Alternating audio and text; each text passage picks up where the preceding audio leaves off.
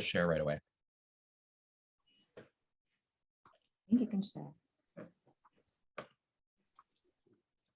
Hi, everyone. Welcome to the Cures for the Common Employee newsletter webinar. So we're just going to give it a few minutes for people to join.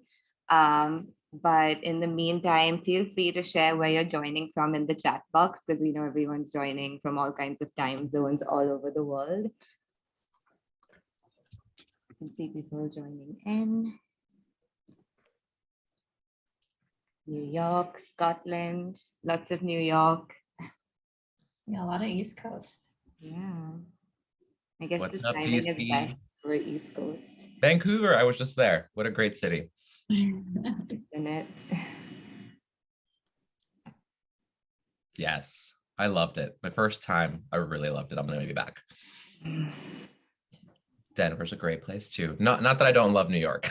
I just haven't been to Kansas either. Yeah, come on. Or Charlotte, actually, for that matter. What about Scotland? No, someday. It's I know, very on the beautiful. list. I do love New York City. It's also the first place that I ever got shoved in a public setting. So a very authentic New York experience. Exactly. Okay, I think we can start now. So once again, thanks everyone for joining the webinar. And I will just quickly introduce myself. So I can move on to the next slide. Yeah, I'm Maithili Jham, a growth marketing manager at ContactMonkey. I've been with ContactMonkey for a little over 2 years, and I kind of work on all different kinds of channels. And I've been hosting the webinars for the last 2 years as well. So those of you who aren't familiar with ContactMonkey, we are an internal email and SMS solution. So our email solution actually integrates with your Outlook or Gmail server. So you don't really have to leave your inbox. And with that, you can create your emails really fast and quick with our drag and drop email builder. We also have a whole bunch of employee feedback tools, from pulse surveys to ENPS and emoji reactions. And then you can send the emails through Outlook and Gmail itself. And then we provide really comprehensive email analytics covering all the basics like open rates, click rates, read time, and then different ones that are catered specifically toward internal communications KPIs. And then I think we're just ready to dive in. So we have Becky and Gabriel from Brilliant Inc., and they have identified some extremely relatable employee newsletter challenges that we all probably face. And they've also provided really valuable, quick, effective takeaways that you can implement right away. So I'll let you take it away, Becky. Awesome. Thank you. And hi, everyone. Thanks so much for tuning in. It looks like we have folks from all over, which is great. So I'm Becky Sennett. I'm a research lead and senior strategist at Brilliant Inc. And I'm joined by my colleague, Gabriel Galdamez. He'll introduce himself in a minute. We're really excited to be here with you today to talk about one of our favorite subjects, which is employee newsletters. So we're going to give you tips and tricks that you can start putting to use today. But first, we want to share just a little bit about who we are, why we're here, and why we have such a passion for newsletters. So as you can see, I'm a trendsetter. I'm kidding. I'm excited about this topic for 2 reasons. First, I helped manage a client's biweekly newsletter. And I have to say, newsletters are a lot of work. Some of you out there might agree with me. I wish I had these best practices to get the most mileage out of the work that we poured into that newsletter and to make our lives a little bit easier when it came to content development. The second reason is, as part of the research team at Brilliant Inc., I look at a lot of newsletter analytics. So what we're sharing today are the best practices of newsletters that we see perform really well. And hi, everyone. My name is Gabriel Galdamez, and I'm an influencer, and I'm not kidding. I'm a marketing lead and senior strategist with Brilliant Inc., and my background is in marketing and communications. And I'll be honest with you all, coming from a nonprofit background, I didn't really understand internal comms, what that even meant, until I heard it described as the intersection of HR and marketing, and that made my ears perk up. Coming to internal comms from a marketing background, I was surprised at how shy communicators can be about measurement and experimentation, because, I mean, damn, Your work is so meaningful and so good. Why aren't you showing off more? In marketing, it's our job to constantly experiment, iterate, report on our progress when it comes to the email marketing that we're doing. And as someone that was doing it for e-commerce, it was extremely important too. So I come to you all eager today to dig into a topic that's very closely related to marketing. And I hope to equip you with best practices and tips to help elevate your content and show off how damn good your work really is. And hey, maybe win a few more marketers over to the light side. And as my affiliate noted, we're with Brilliant Inc., we're an internal communications agency, 100% focused on designing meaningful employee experiences that translate to business results. The way we approach our work is by one, serving as an extension of your team when you need an extra set of arms to take things off your plate. Also, a strategic consultation. We have a brilliant team of senior level strategists when you need a thought partner or a gut check, also with research and data storytelling for brilliant people like Becky that you get to work with, for employee surveys to digging into your channels and telling you how to precisely use your data. We're your resident data geeks and nerds. And design, we get it. You have a hideous PowerPoint and you need someone to help you make it look pretty and to really sell the value of what you're doing. And of course, we have a team of project managers who keep all the balls in the air and make sure everything keeps chugging along. So with that, I want to say, you're all doing amazing work. I have so much respect for internal communicators. I've loved this field that I kind of fell into. And what I want to offer you all today are small tweaks for big impact. So today we have 3 symptoms for the common newsletter. And we're going to dig into each symptom momentarily and then get into the fun part, the cures. So first up, we have information overload, also known as fatigue. And some of the questions that you may be asking yourself if you have the symptom are you leading with the right information? Do you know what the right information is? Next up, we have data dumps, also known as poop. Do you know how to move the needle on newsletter metrics that matter? And lastly, it's just ugly. Is your newsletter hard to read, boring to look at, full of stock photos? If so, perhaps you have a case of the uglies. Yeah, so very curious if any of these sound familiar to anyone. Let us know in the chat if any of these resonate with you a little bit. I know for me, when I was working on my client's newsletter, many of our articles were a little long, and we were definitely guilty of using stock photos at times. So let's start digging in, and we're going to start with information overload. So another question for you, have any of you heard any of these comments from your audiences? We get too many emails, the newsletter is just fluff, I can't find anything related to XYZ topic, what happened to XYZ topic, the list goes on.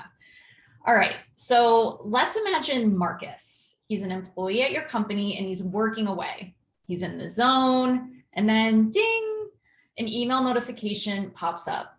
And when he opens his inbox, it might feel something like this. Where should he focus? What does he need to do?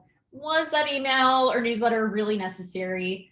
I think we can all agree we don't want our employees to be asking these questions, right? And this feeling of overload, it could be the result of a lot of things, overflowing inboxes and emails that are coming from every direction. There's so many places to look for information. The list goes on. As internal communicators, we want to limit that feeling for our people of being overloaded with information. So whether it's a newsletter, an email, an intranet article, whatever it might be, because that ding that distracted Marcus, on top of making him feel overloaded, when he stopped to check that notification, it takes him up to 16 minutes to get fully back to whatever he was working on. That's nuts, right? So we want to make sure our content is worth the interruption. So part of ensuring that our content is worth the interruption is understanding what types of content are important to our people. And the best way to find out is to ask them. So we partner with our clients all the time to create custom internal communications preferences surveys. And one of the most important areas of the survey is asking employees to identify what topics are important to them. So let's say we're partnering with you to develop a survey for your company. Our first step is to lay out your topics. So together, we would take a look through previous issues of your newsletter. We'd look through a bunch of intranet articles. We review topics that are covered in town halls. Basically, we think about all the different topics you and your team communicate about, or that your people might be interested in getting information about. And you can see here, that might be things like company performance updates, HR information, product news, sales wins, information about that upcoming IT software update that everyone might be avoiding. And we'll also think about requests that you get from other functions and departments. Maybe they want you to include something in the newsletter or to send out an email, and you have a sneaking suspicion that information isn't particularly important to people, or it's not breaking news, but you don't have the data to support pushing back. So this is the list we want to ask your employees about. All right, so we have our list of topics. So in the survey, we'll ask your people to rate their level of agreement with this magic statement. Information on this topic is important to me. And for each topic, they'll go down the line and select somewhere between strongly agree to strongly disagree. And these questions are super quick, really easy for people to fill out, and they give you really valuable data. All right, so let's say we sent out the survey, we got our data back, and we're ready to see what the results look like. So the best way to visualize this data is a scatter plot. Who doesn't love a good scatter plot? I know Gabriel loves a good scatter plot. I love me a scatter plot, y'all. Love it. So this type of visualization makes it really easy to see the spread of responses and what people find important. So you can see here, clearly topics A and D are very important. Topic B, so-so. And topic C is not at all important. So we can start to see where topics fall. And what's important, no pun intended, to keep in mind here is that these sentiments around the importance of topics may vary based on your employee audiences. So how do we determine that? So in that survey we worked on together, we asked a few upfront demographic questions of your people. We asked them to self-identify their function, their location, their tenure, maybe whether or not they're people managers, and so on. And what we can see here is, yep, indeed, the level of importance does vary among different employee audiences. So for example, all audiences seem to view topic A as really important. When we look at topic B, that one's a little bit split. Sales might think it's really important, while engineering sees it as less important, for example. And I'm using function and department examples there, but based on those upfront demographic questions we asked, we could look at this through the lens of location or tenure, people manager status, and you can have a lot of fun and glean a lot of insights by slicing and dicing. And one last thing, what's really cool is ContactMonkey has targeted sends. So to take things even a step further, you could target audiences based on topics that they find important. All right, so let's keep it simple for right now. We have our topics mapped out, but there's something we can do to make this chart even more user-friendly. Let's use language that actually conveys what we're trying to determine. So instead of strongly agree down to strongly disagree, let's call it what it is. Highly important, gray area, less important. Let's add some nice color coding, and now we're ready to do something with this data. So when it comes to highly important topics, keep on sending them. People want to hear them. Give the people what they want. Also consider sourcing additional topics on this content, or even consider how you can get more mileage out of that same content you create by packaging it up in different ways for your intranet versus your newsletter versus your mobile app. And if something is super important to your people, then explore supplemental channels, specifically push channels, to share this critical information throughout our comms landscape. And when I'm talking about push channels, what I mean are platforms like your email, SMS, which is a feature that ContactMonkey offers, or even a mobile app that has push notifications enabled, so you can literally push this information to your people. This should be reserved for topics that are of the utmost importance, so of course, use it strategically and sparingly. Now, what about things that people rated as less important? Really consider limiting the frequency. And here's where you want to explore alternate channels for sharing this information and topic, and focus on pool channels. What do I mean by pool? I mean, make it available on a place like the intranet, the wiki, somewhere that's a little bit more passive, that people can just choose to pull it when they want to find it or when they need it. And lastly, your gray area. Really take time to evaluate the frequency of the communications on these topics. Take a look at your newsletters. How much air coverage are we giving these gray area topics that certain audience members may be tuning out? Offer or create targeted sends. So take advantage of the segmentation opportunities that ContactMonkey offers. My favorite example of probably the most frequent offender many of us have seen is receiving the headquarters lunch menu. when you're not based in headquarters. This should be targeted. And of course, explore complementary channels. Really weigh your pull versus your push carefully. Begin to wean off some of those topics that you may decide are better served in a pull channel off of your newsletter and push channels and put them elsewhere so people can find them. And we know this is complex, but we do help our clients create multi-channel communication strategies all the time. It can be tricky to balance newsletters, all team, intranet, and beyond. And we love to partner with them to create solutions that work for them and work for their people. So long story, not that short, people rarely drown from too much important information, but don't rely only on your newsletter. Stay current on what matters to your people and cater your messages accordingly. So when it comes to information overload, our cure is to stay focused on what matters. Amen to that. So on to our next system, something we like to call the data dumps. And just curious, how many presentations have you been in that use the poop icon? Moving on. All right, our clients ask us these questions a lot. What kind of open rate is considered good? Why does my click rate vary so much? And what even are the KPIs or key performance indicators that I should pay attention to? And our answers in most cases is it depends. So to start, let's talk about what some of the behaviors around a newsletter mean.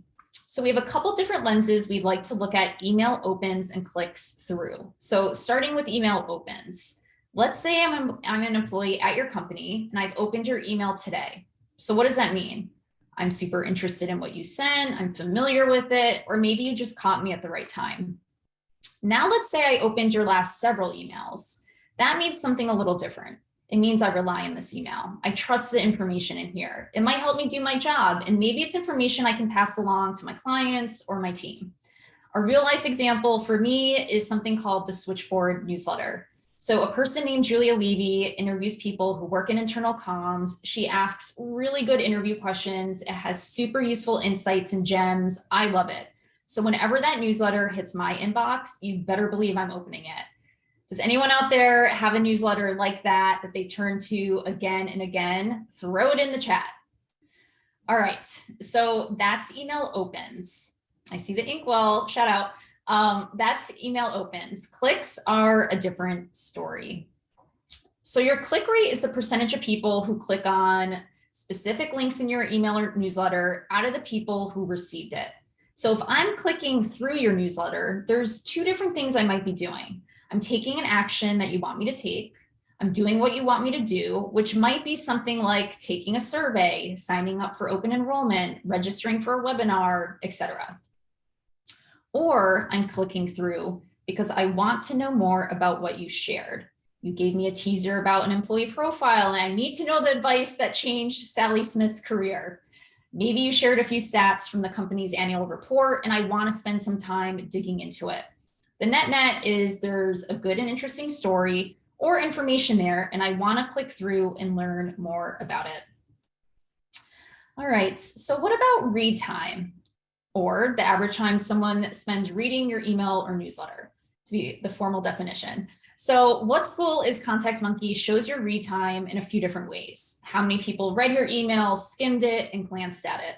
So for the sake of our presentation today, we're going to focus on overall read time. Read time is near and dear to our hearts. We'll dig into what it means in context in a moment.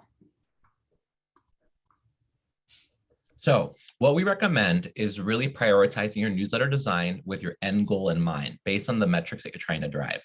How do we do that? How do we start? We don't know if we're looking at the read time, the open time, the click rate. We start by asking ourselves this very simple question. Do I want my audience to know something or do something? And you're going to have to prioritize one over the other. It doesn't mean it's black or white. It just means you need to prioritize accordingly. So topics we usually want people to know something about include company news and updates, messages from company leadership, employee spotlights, new hire and promotion announcements.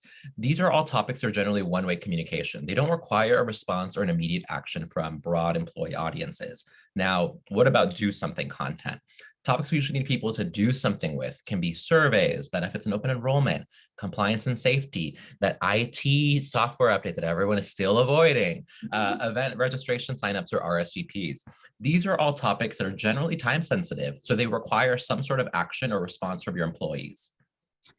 Okay, so let's look at a few examples. Let's say your CEO sent out a company-wide email and it's about a paragraph or two of information and nowhere to click. So in this case, when we think about that desired behavior, we want them to know something. And when we want them to know something, the metrics we want to pay attention to are open rate. Spoiler alert, you always have to pay attention to open rate. Nothing happens without it. And we also want to pay attention to read time. Are people giving your content a cursory glance, or are they really taking the time to read it? For something like this, we want a high read time. All the information is right there and you don't need to click through. So let's look at another example. Let's say you send out your company newsletter and you have an article blurb with a link for people to click. So in this case, we want them to do something. We want them to click on that link to learn more or take action on something. So the email metrics that we care about in this instance are open rate. Again, this has to be the KPI that you pay attention to, and click rate, with of course, click rate being our priority KPI or key performance indicator. There's a clear call to action here and we want people to click through. So your read time should be short if they're doing what we want them to do. Alrighty, so let's talk for a minute about the classic newsletter digest format that lots of people send out. There's a bunch of different articles and a bunch of links and buttons to click on. So do we want them to know something or do something? Do we want them to read all 15 content features, or do we want them to click on any of the million links that we included? So it's newsletters like these that are a leading cause of the data dumps. It's asking a lot of our readers to do all the things. And it's also not fair to you to judge yourself on read time or click-through rate when it's not clear what the reader's supposed to prioritize. So let's think back to what we covered in the information overload section.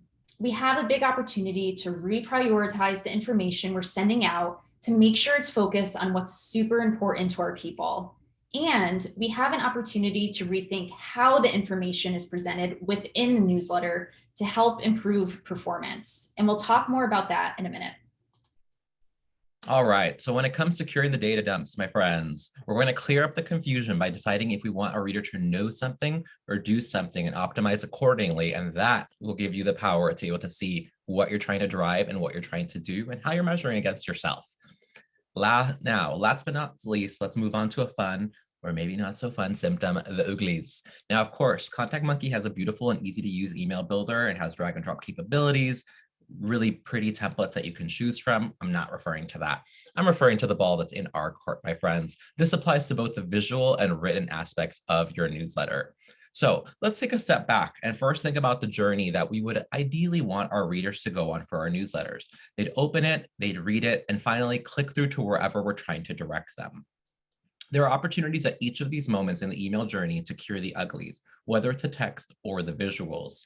First, let's start with focusing in on the opportunities we have within the open. So remember our friend Marcus, good old Marcus, he opens up his email and he's skimming through, looking for something to catch his eye. And oh boy, these are the headlines and subject lines in his inbox. Let's see what we have. Customer service improvements, litigation meeting, and that's an urgent one. Capital expenditure requests, riveting, right? Somewhere within there, we also see your company news, week of June 13th. Now, we could do that, or we could try something different. What if we tried to answer our employees, what's in it for me? What if you mix it up and make it different each time? What if we try to meet our people where they are? And we'll get to some examples of effective subject lines in a minute, but let's talk about the data behind the why. So in Brilliant Inc.'s newsletter audits and studies that we do, we've seen anywhere from a 20 to 35% increase in open rates when the subject line includes features or highlights that a reader can look forward to within the newsletter versus just including the date and the newsletter name.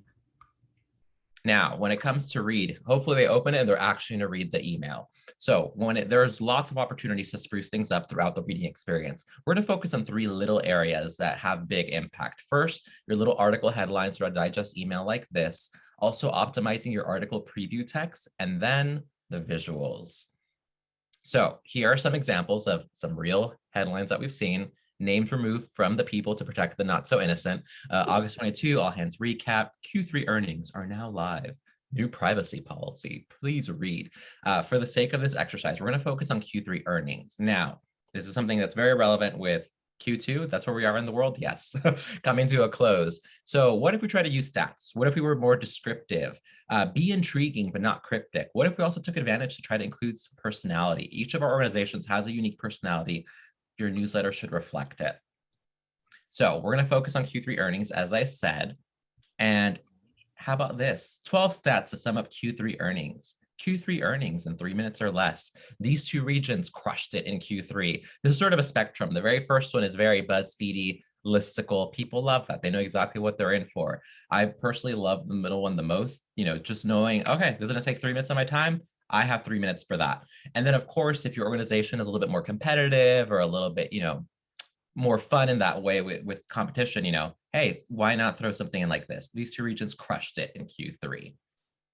So moving on to preview text. This is one of the biggest symptoms when your newsletter has a case of the uglies. And here's my case in point. It's text. Walls and walls of text. However, did you know that people only read 20% of text on a digital content page? So while this is a good example of a nice headline, the content is a good example of what not to do. Once people see this boring block of text, they're going to move on to the next thing. So how do we solve this? We chunk our content, and here's how we can do that. The first option is to parse your content into short, concise paragraphs that focus on a single message or point. A stat I've actually seen, and I wish I remembered from where, is to limit paragraphs on digital pages to no more than 3 lines per paragraph. Subheads can also be helpful in any type of communication, but especially so for an event or meeting recap, interview or profile, or something like this where you have, a couple of big bullet points you want to hit, because they allow your readers to quickly and easily find the content that's most interesting, relevant, or important to them. Lists and bullets are also great for summarizing key points at the start of an article or catching a skimmer's eye.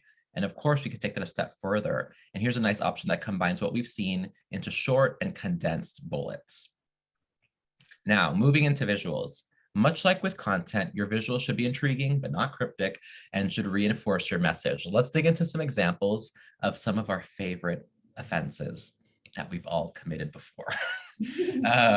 First off, we have, yes, hands pointing at the chart, because everybody does this in their conference rooms, right? Also, can I get 6 feet of distance, please? Also, here's another favorite, Scrabble tiles, results. Here's a personal favorite, The Conjurer, very Matrix, futuristic innovation. This technology doesn't exist. So as long as it doesn't exist, I don't want to see this. Until I can actually do this, please don't put this in a newsletter, because I'll be like, oh, are we releasing this? No, we're not. Oh, okay. And, who doesn't love using a magnifying glass to get a glimpse of your microscopic coworkers? It can be great for other materials, not necessarily a newsletter. And lastly, your CEO looking very male, very serious. When in doubt, put a leader in there. Or what if we tried something different? Here's something we do for our clients all the time. What if we try incorporating some of the content itself into an enticing visual? Since this is a Q3 earnings makeover, there are, of course, going to be a ton of numbers to choose from here. So pick one, stick it in a shape in PowerPoint, and voila, you have a bespoke visual that's going to actually mean something to people. And no, my fingertip does not actually generate light. That would be really useful because I lose my phone all the time. And look at that. We drop it into the presentation, into our newsletter, and look how beautiful that looks. Now we have something custom, we have something that's eye-catching, and we can really draw the reader's eye between our title, our visual, and our nice bullet points. Now, we made it, the click. How do we drive clicks and cure those uglies? This means, of course, that we need to focus in on our call to action. Let's say that this newsletter is on a mobile device. If we're relying on in-text links like what you see here, we might be in real trouble because, oops, if you have fingers like I do and they're not particularly tiny, I might scroll up or down accidentally. I might be zooming in. I might be clicking the wrong link. Now, of course, we could put it on its own line and make that the call to action. However, it would be even better if we used a real button for optimal finger friendliness. And of course, with our call to action, we also want to worry about our text. And I want you to think of read more as the equivalent, and also learn more, actually, for that matter. Think of read more and learn more as the equivalent of the white unmarked vans of calls to action. Just don't get in, just don't do it. So why not be more specific? We know we want our readers to We know we want them to read more, but let's tell them where they're going and what they're doing when they click. And of course, the big question is, if we're trying to get them to ultimately click on something, why would we have so much preview text in the first place? The really smart thing to do would be to add in a little caption to accompany our visual and not waste any time confusing them about what we want them to do. We know we want them to check out the Q3 earnings, so go on over there, just get over there, read the other 11. So to cure the uglies, we're going to design with intended outcomes in mind and make sure that we take advantage of those 3 opportunities: the title, the preview text, and the visuals, to bring it all together. I love it. All right, so let's recap what we've covered using that Q3 earnings example. So as you're thinking about the layout and the hierarchy of content in your newsletter, think back to the topics that are most important to your people. So let's say earnings was one of the topics that was most important to folks, which truthfully is usually the case. So you have this Q3 earnings update. So that's the highly important information that belongs towards the top. And that gray area content and below, we can consider that nice to know information. So in this newsletter example with our Q3 earnings update, we're clearly prioritizing this content, and we clearly want our readers to do something. So that means we care about our open rate as always, and we care about click-through rate. Read time might be low, and that's okay. So knowing we're prioritizing this piece of content, we're giving it the star treatment. There's a big bold image, a clear call to action, and just enough preview language to entice them to want to learn more. Lovely. All right, we made it. Let's talk about some next steps. So today we wanted to equip you with small tweaks and data tips that can help you move the needle and make an even bigger impact with your newsletters. We know our people are moving quickly, that they're skimming communications. So our mission as internal communicators is to direct their attention to what matters most. And, these are all practices that we put into practice ourselves. It's not about boiling the ocean. We know you may be very, very excited with all these different things that you could do with your newsletters. However, if you change everything right away, how will you know what actually had an impact? What it comes down to is walk, don't run. Focus on one variable at a time. Let's say you want to focus on your subject lines and first start with the open part of the email journey. Do a few tests, change it a couple times, and then from there, move on to the next thing. If you do one variable at a time, you'll be able to measure over time what's having the biggest impact. And then when you go back and see all the different tests you ran, you can see where you started and where you've ended up and benchmark against yourself. And we'd love to thank ContactMonkey for their time. If you want to keep in touch with us, we would love for you to keep an eye on our blog. We share the latest in internal comms, employee experience, diversity, equity, inclusion, as well as the future of work.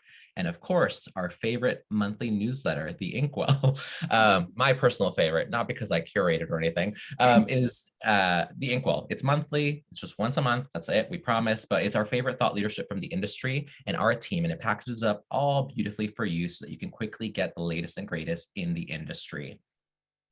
Now, if you're eager to get curing those newsletter symptoms, we do encourage you to check out our newsletters toolkit so you can have all the tips that we shared in today's presentation and then some at the ready. And of course, Becky has one more that she wants to share. Yep, and if you want to fully nerd out to data, which I strongly encourage, we put together a resource with 10 different tips and tools for measuring, for making business cases, and keeping tabs on your internal communications. And if you want to really nerd out, ContactMonkey has a bunch of benchmark data that you can utilize as well. And I'll pass it to them to talk a little bit more about that. Yeah, so we all know the importance of looking at the open rate and click rate, but sometimes as internal communicators, we don't really know how to set targets or how to benchmark our performance. So we built out this internal email benchmark report where we analyze over 43,000 email campaigns across many industries.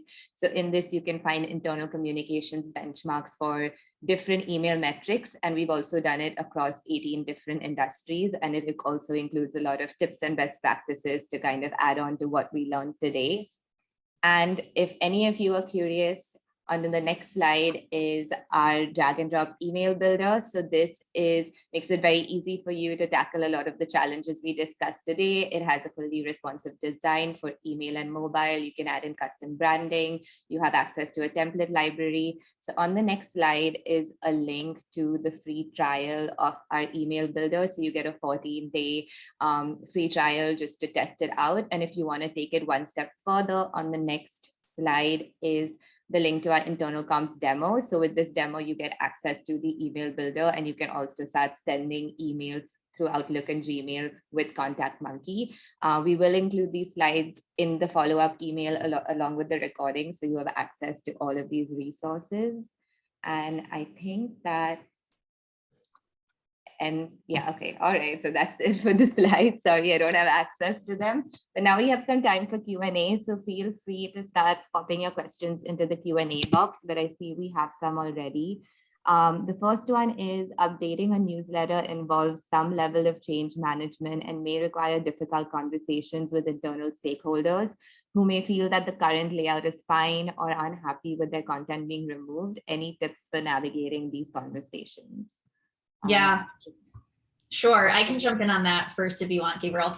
That's a really good question. And it's so true. I would say approaching it as, or recommending that you just test some new formats to see if you can improve performance, all in the spirit of wanting their content to get more visibility or to resonate the way that they want to. So it's really coming at it from kind of a partnership perspective, doing some testing so that you have some of that data and can help build the case a bit more. Yeah, and I also think your internal comms preferences survey makes a big difference if you run that in field, because then you'll have actual data from people where you could say, hey, a lot of, we have 30 different topics in the newsletter, but people really only care about these 5. And our metrics have been suffering over the last couple of months. We'd like to experiment by doing this. And I think that's the other magic word, is to use the word experiment and use the word pilot. We say that a lot in marketing, and not as much in internal comms, but there's it's like a password where you're no longer worried about failing. It's more about, we're gonna try it and it may not work, but we hope it will. And I think that does give you a little bit more freedom and latitude too. I love that. Yeah, that makes sense. I mean, even if you have different roles, everyone's kind of working toward the same goal. So it's just about using the right language. And you can also honestly use this webinar to build that case. Next question is there a way to create pretty graphics and numbers or text within ContactMonkey, or would you need to create these on our own?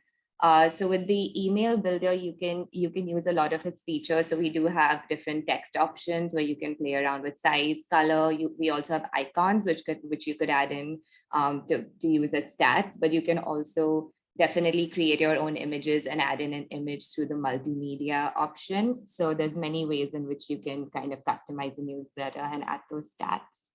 And I would add that kind of big graphic that Gabriel showed. I think he mentioned this, but we created that in PowerPoint really easily, really quickly. So you can also kind of export that and then load it into ContactMonkey. Yeah. And next one is, what was the link for the newsletter toolkit? So we will share the links and this recording as well as the presentation deck by tomorrow. So you should have access to all of it, but maybe if we could drop it into the chat, that's also one way to access it. And then wondering if you can address tactics, steps to transition a newsletter from showing a full article or content to a preview. Right now, a newsletter is mostly for people to read, know versus to do, but it's running quite long, thinking we could host content on our SharePoint instead and link to it. Yeah, really good question, Karen. It's funny you asked that. We are in that internal comms preferences survey that we talked about. We actually include questions that get to exactly your question of digging into the format that people prefer. Just, in terms of how they prefer to consume information. Do they want kind of that daily skim format where they can read the whole article within the email and they don't need to click through? Or are they good with just the preview and they'll click through if they want to learn more? So that could be an opportunity to ask your people and figure out what works best for them. Then somebody said, this is great information for the email newsletter. However, how do you get your newsletter to reach frontline employees? You can't track whether they're reading articles and it gets pricey to print copies for them.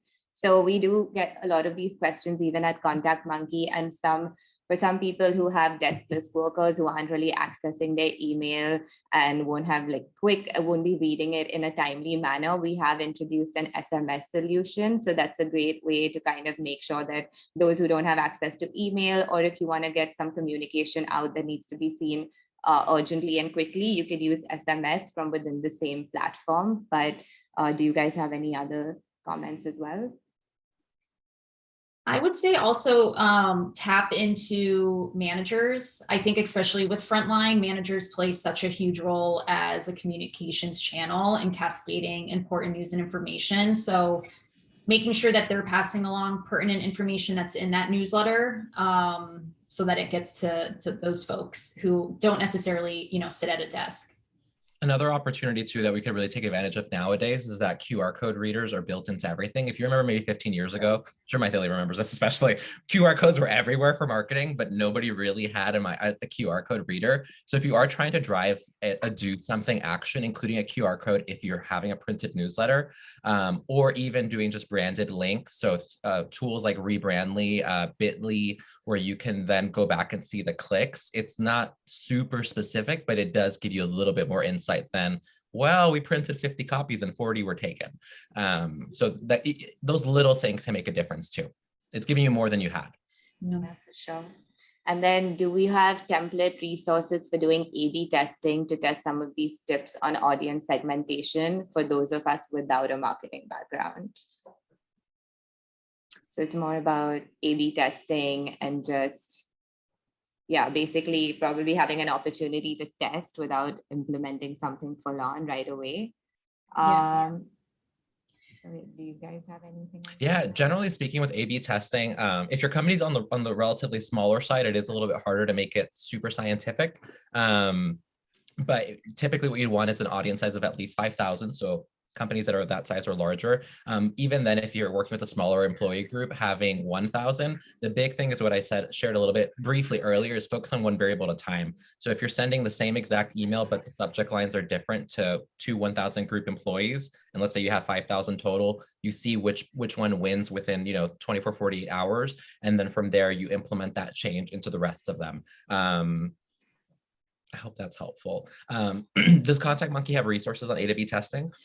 Yeah, so not specifically, but basically with ContactMonkey, of course, you're again working with different sizes of organizations. And as Gabriel mentioned, you need a large sample size for a successful A/B test. But a good way is definitely to test a change that you're making, and maybe even sending it to the same audience, but like using different content, using different subject lines, and then tracking your email analytics, getting employee feedback on each of those newsletters will kind of help you inform how to move your strategy going forward. That's another way to tackle it as well. There are some questions too in the chat that I'm seeing, my Philly, if it's okay. You can read one of them. So Wendy Liu, we did an internal survey recently to learn what employees want to know, hear about, and the response rate was very low. Any suggestions? This is right up your alley. Becky from the research team. Yes, I love this question so much. So I would suggest using an incentive always works. So if you wanted to kind of deploy it again and offer an incentive for folks who complete the survey, so whether it's to be entered into a raffle for swag or a gift card, we've seen that work really well.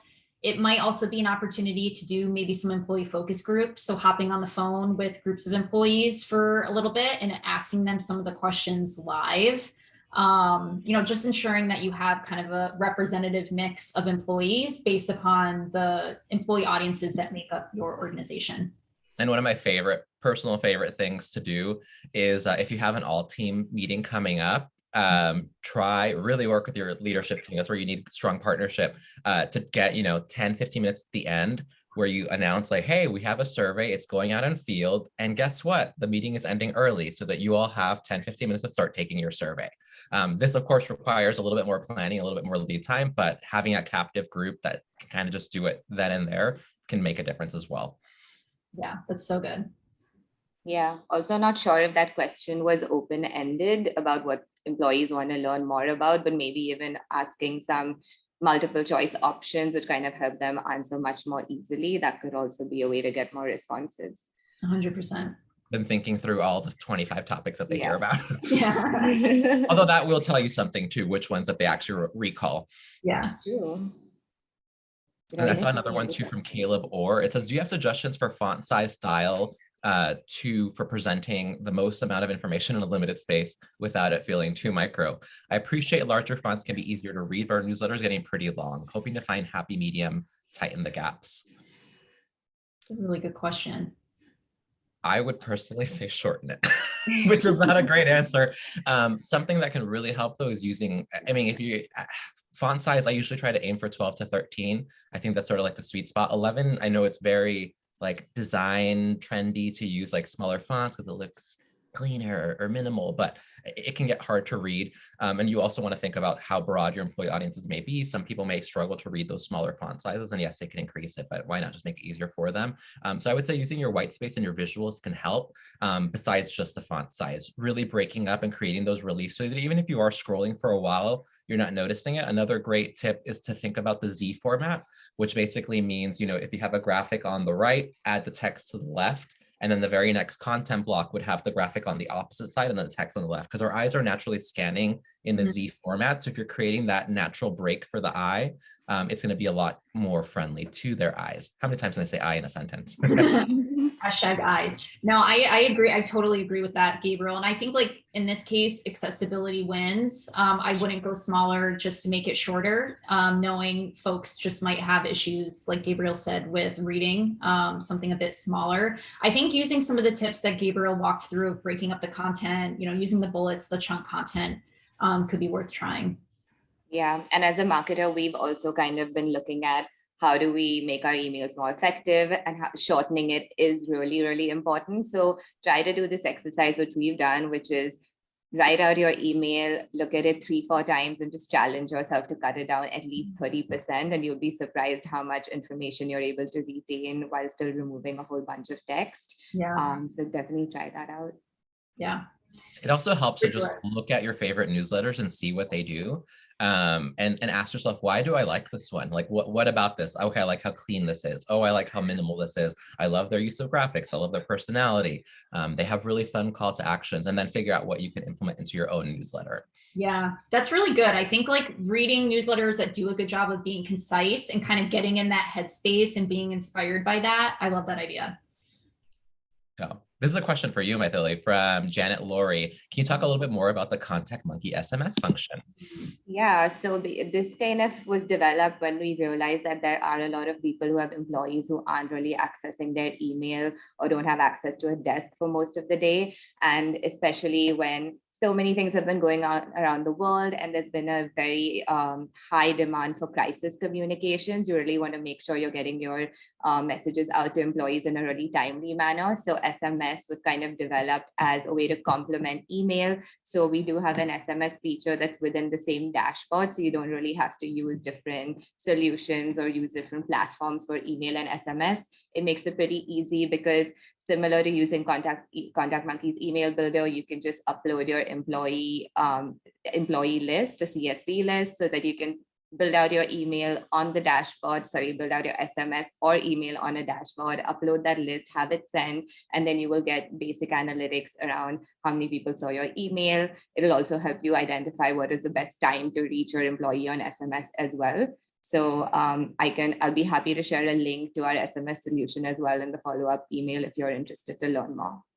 And I love send time optimization. I mean, take the guesswork out for me. Yes, of course. One less variable to worry about. For sure. Any other questions that I've missed? These are really good questions. Yeah. Kudos to, yeah, I like this. Looks like we've covered all though. Yeah. Perfect. So thanks everybody for joining us today. And as mentioned, you will receive the recording and it'll also be up on our website on demand. So you can access it anytime then. And we'll make sure to include a link to the presentation deck as well as all the resources we have mentioned.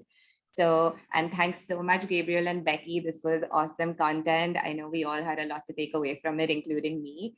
So loved it. And everybody have a great day. Awesome. Thank you. Have a great day, everyone. Bye.